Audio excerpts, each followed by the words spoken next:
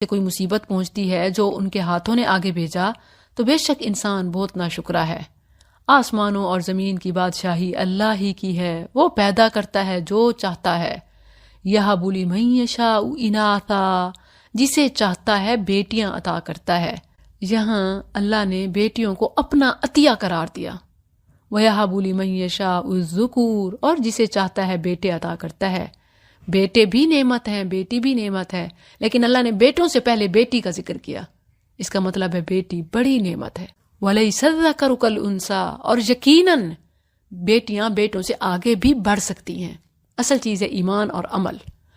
او یزوجہم، یا انہیں ملا کر بیٹے اور بیٹیاں عطا کرتا ہے، اور جسے چاہتا ہے بانجھ کر دیتا ہے۔ یقیناً وہ سب کچھ جاننے والا، ہر چیز پر قدرت رکھنے والا ہے۔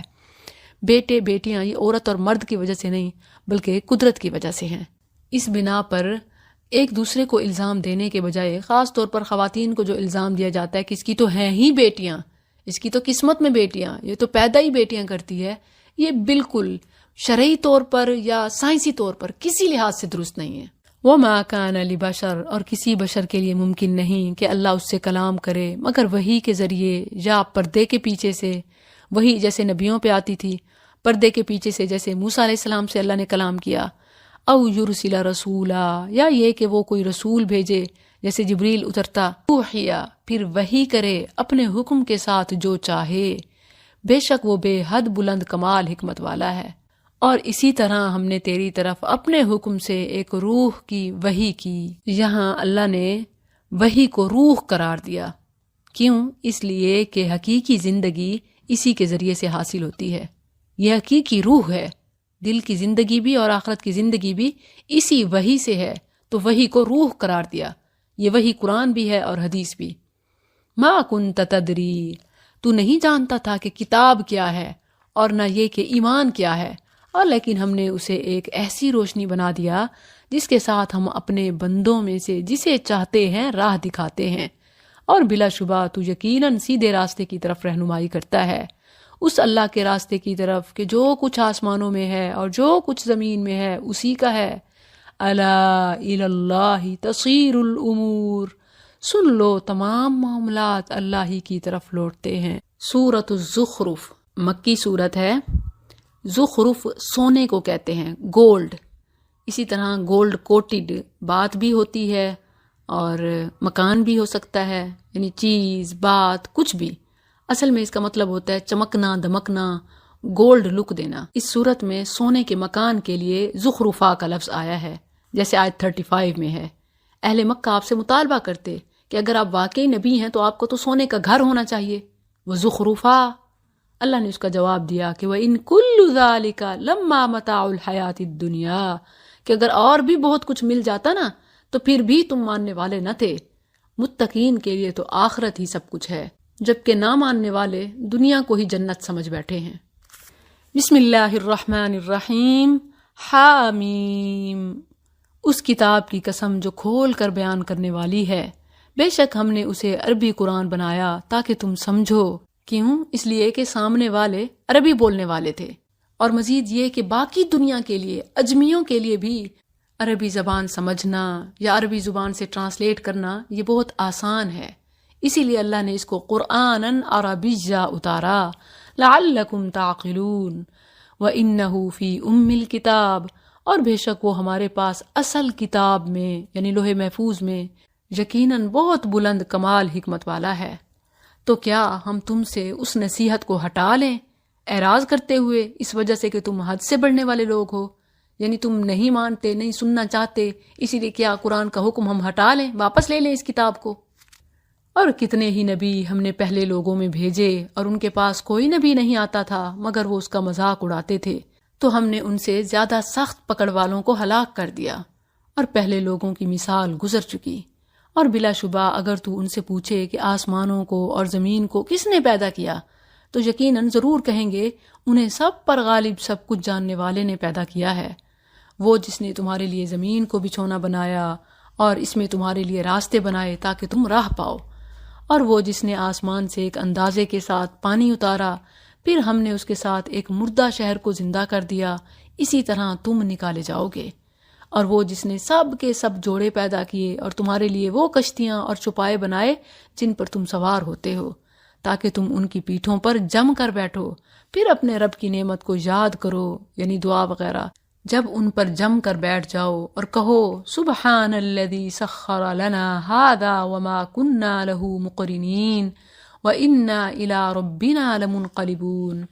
رسول اللہ صلی اللہ علیہ وسلم اس سے پہلے 3 بار اللہ اکبر کہتے اور پھر یہ دعا پڑھتے، اور اس کے بعد کچھ اور دعائیں بھی پڑھتے، جن میں سے ایک یہ ہے اللہم انا نسألک فی سفرنا ھذا البر والتقوى ومن العمل ما ترضى اللہم ہون علینا سفرنا ھذا واطوی عنا بعده اللہم انت الصاحب فی السفر والخلیفة فی الأہل اللہم انی اعوذ بک من وعثاء السفر وکابۃ المنظر وسوء المنقلب فی المال والأہل وجعلوا له من عباده جزءا، اور انہوں نے اس کے لیے اس کے بعض بندوں کو جز بنا ڈالا۔ اسے پیروں ولیوں فقیروں کے بارے میں کہا جاتا ہے کہ جی ان کے رب کی قدرت کے خزانے میں ہاتھ ہیں، گویا رب کے معاملات میں شریک ہیں۔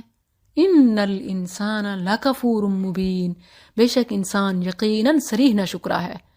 یا اس نے اس مخلوق میں سے جسے وہ پیدا کرتا ہے خود بیٹیاں رکھ لیں اور تمہیں بیٹوں کے لیے چن لیا، جیسے مورتیاں، دیوتیاں، ماتائیں، اور اسی طرح پہلے جتنے بھی بت بنائے جاتے تھے مؤنث ہوتے، یا فرشتوں کے بارے میں یہ سوچ، یا جنات کے بارے میں۔ وَإِذَا بُشِّرَ، خود ان کا کیا حال ہے؟ حالانکہ جب ان میں سے کسی کو اس چیز کی خوشخبری دی جائے جس کی اس نے رحمان کے لیے مثال بیان کی ہے، یعنی بیٹی کی، تو اس کا منہ سارا دن سیاہ رہتا ہے اور وہ غم سے بھرا ہوتا ہے۔ یہ کافروں اور منافقوں کا حال ہے۔ مسلمان بیٹی کی پیدائش پر خوش ہوتا ہے کیونکہ بیٹی جہنم سے رکاوٹ ہے، جنت کی ٹکٹ ہے، نبی صلی اللہ علیہ وسلم کی رفاقت ہے اور دنیا میں بڑی نعمت ہے، بلکہ دنیا کی رنگت ہی اسی سے ہے۔ او من ينشأ فی الحلیہ، اور کیا اس نے اسے رحمان کی اولاد قرار دیا ہے جس کی پرورش زیور میں کی جاتی ہے، یعنی عورتیں، اور وہ جھگڑے میں بات واضح کرنے والی نہیں۔ یہ کافروں کی سوچ بتائی جا رہی ہے کہ وہ عورت کی بات کو، اس کی رائے کو اہمیت ہی نہیں دیتے تھے، اور انہوں نے فرشتوں کو وہ جو رحمان کے بندے ہیں عورتیں بنا دیا۔ کیا وہ ان کی پیدائش کے وقت حاضر تھے؟ ان کی گواہی ضرور لکھی جائے گی اور وہ پوچھے جائیں گے، یعنی جو کچھ کہہ رہے ہیں نا اس کا جواب دہ ہونا ہے۔ اور انہوں نے کہا اگر رحمان چاہتا تو ہم ان کی عبادت نہ کرتے، یعنی یہ جو کچھ ہم نے سب بنائے ہوئے ہیں یا ہم نیازیں نظریں مانتے ہیں پھر مرادیں پوری ہو جاتی ہیں، تو اس کا مطلب ہے کہ یہ ٹھیک ہے۔ یاد رہے کہ جرائم کا ہونا ان کے ٹھیک ہونے کی دلیل نہیں ہوتا، شرک کا ہونا رب کی رضا نہیں ہے۔ ما لہم بذالک من علم، انہیں اس کے بارے میں کچھ علم نہیں، وہ تو صرف اٹکلیں دوڑا رہے ہیں۔ یا کیا ہم نے انہیں اس سے پہلے کوئی کتاب دی ہے بس وہ اسے مضبوطی سے تھامنے والے ہیں؟ بلکہ انہوں نے کہا بے شک ہم نے اپنے باپ دادا کو ایک راستے پر پایا ہے اور بے شک ہم انہی کے قدموں کے نشانوں پر راہ پانے والے ہیں، اور اسی طرح ہم نے تجھ سے پہلے کسی بستی میں کوئی ڈرانے والا نہیں بھیجا مگر اس کے خوشحال لوگوں نے کہا کہ بے شک ہم نے اپنے باپ دادا کو ایک راستے پر پایا اور بے شک ہم انہی کے قدموں کے نشانوں کے پیچھے چلنے والے ہیں۔ اس نے کہا اور کیا اگر میں تمہارے پاس اس سے زیادہ سیدھا راستہ لے آؤں جس پر تم نے اپنے باپ دادا کو پایا ہے؟ انہوں نے کہا بے شک ہم اس سے جو دے کر تم بھیجے گئے ہو منکر ہیں۔ یعنی جب باپ دادا کی بات کرتے ہیں تو انہیں کہا جائے کہ ایسا کرتے ہیں کہ حقیقت کی بات کرتے ہیں، یعنی باپ دادا کی نہیں بلکہ جو حق ہے، تو آگے سے کہتے نہیں ہم نے تو بالکل ماننا ہی نہیں ہے، ہم نے تو اس کو چھوڑنا ہی نہیں ہے۔ فانتقمنا، تو ہم نے ان سے بدلہ لیا، سو دیکھ جھٹلانے والوں کا انجام کیسا ہوا۔ اور جب ابراہیم نے اپنے باپ اور اپنی قوم سے کہا بے شک میں ان چیزوں سے بالکل بری ہوں جن کی تم عبادت کرتے ہو، سوائے اس کے جس نے مجھے پیدا کیا، بس بے شک وہ مجھے ضرور راستہ دکھائے گا۔ اور اس نے اس توحید کی بات کو اپنے پچھلوں میں باقی رہنے والی بات بنا دیا تاکہ وہ رجوع کریں، بلکہ میں نے انہیں اور ان کے باپ دادا کو برتنے کا سامان دیا یہاں تک کہ ان کے پاس حق آ گیا اور وہ رسول جو کھول کر بیان کرنے والا ہے۔ نبی صلی اللہ علیہ وسلم اپنے بارے میں فرمایا کرتے تھے کہ انا دعوت ابی ابراہیم، میں اپنے باپ ابراہیم کی دعا کا نتیجہ ہوں۔ اور جب ان کے پاس حق آیا تو انہوں نے کہا یہ جادو ہے اور بے شک ہم اس سے منکر ہیں، اور انہوں نے کہا یہ قرآن ان 2 بستیوں میں سے یعنی مکہ اور طائف، ان 2 بستیوں میں سے کسی بڑے آدمی یعنی سردار پر کیوں نازل نہ کیا گیا؟ کیا وہ تیرے رب کی رحمت تقسیم کرتے ہیں؟ یہاں رحمت سے مراد نبوت ہے، یعنی نبوت کیا ان کے ہاتھ کی ہے. نحن قسمنا، ہم نے خود ان کے درمیان ان کی معیشت دنیا کی زندگی میں تقسیم کی، یعنی دنیاوی مال و دولت ان کے پاس اور نبوت یتیم بچے کے پاس.